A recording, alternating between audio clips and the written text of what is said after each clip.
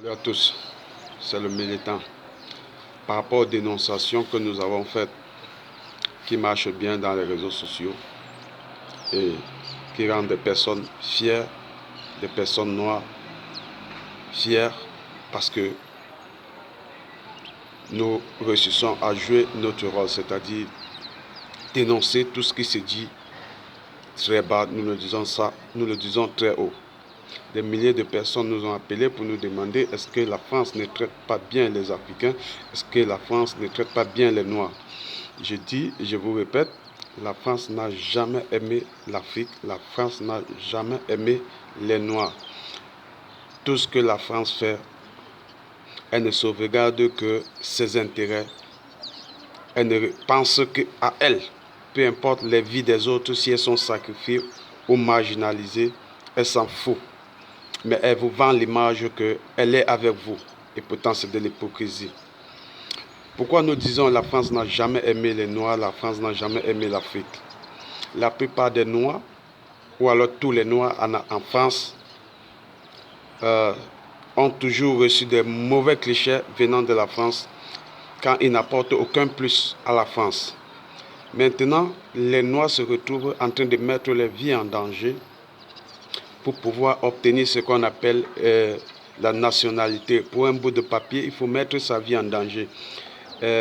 Bacheli de Hypercacher est une victime vivante. Il a fallu qu'il mette sa vie en danger pour qu'il soit reconnu par François Hollande.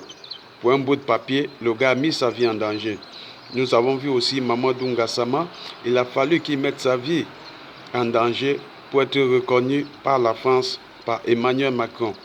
Chaque fois, c'est toujours le même scénario, le même cycle. Il faut toujours que, pour qu'un Noir, un Africain, soit accepté par la France, soit reconnu comme un modèle, il faut qu'il sacrifie sa vie, il mette sa vie sur un fil qui est prêt à couper, et sa vie, s'il venait à la perdre, il la perdait gratuitement. Nous disons non et stop. Il faut respecter la race noire et la vie des Africains. Aujourd'hui, la France demande aux Noirs de se mettre au service de la France, les Noirs qui vivent en France. Mais pourtant, ces Noirs, beaucoup, payent de leur vie dans la Méditerranée et la France choisit d'ignorer et de fermer les oreilles et les yeux. Ils font semblant de ne pas être au courant, mais ils apportent leur soutien à d'autres pays, mais ils n'apportent pas leur soutien aux Noirs, aux Africains qui meurent en Méditerranée.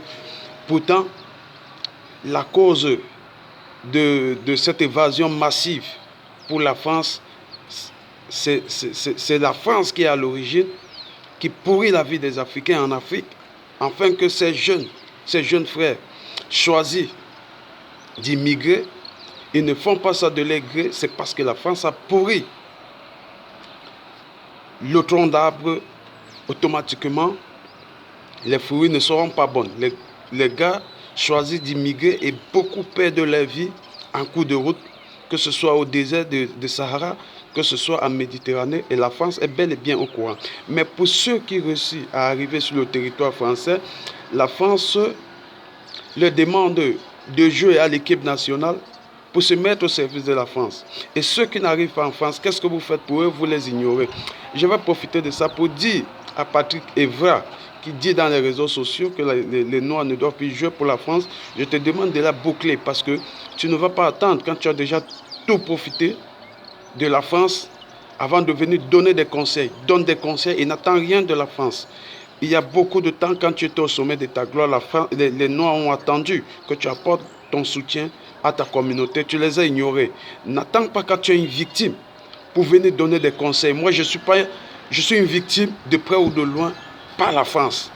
Je ne vais pas attendre que je finisse de manger quelque chose venant de la France avant de tourner le dos à la France. Moi, je n'attends rien de la France, ni maintenant, ni après, ni demain. Ni les passeports, ni les nationalités, ni les séjours. Je n'ai pas besoin. Parce que le cliché qu'ils donnent aux Noirs, ça me révolte avec toute mon équipe. Voilà pourquoi vous avez vu, on a changé le nom de notre combat. Aujourd'hui, il n'est plus la LDNA, parce que les gens nous mettaient en conflit avec la LDNA française. Du coup, on a évité ce conflit. Aujourd'hui, nous sommes en train de suivre notre chemin.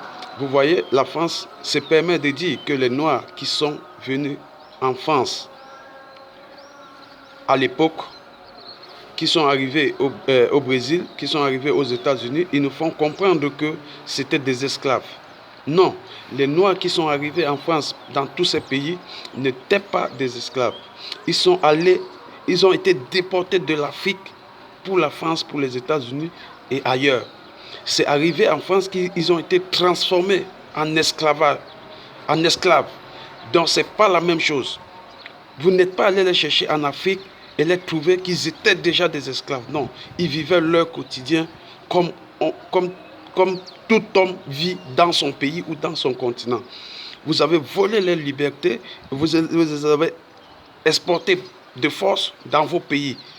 Donc arrêtez de dire que les Noirs qui sont arrivés en France depuis l'époque de De Gaulle et autres, c'était des esclaves. Ce n'étaient pas des esclaves, c'était des hommes normaux que vous avez transformés en esclaves.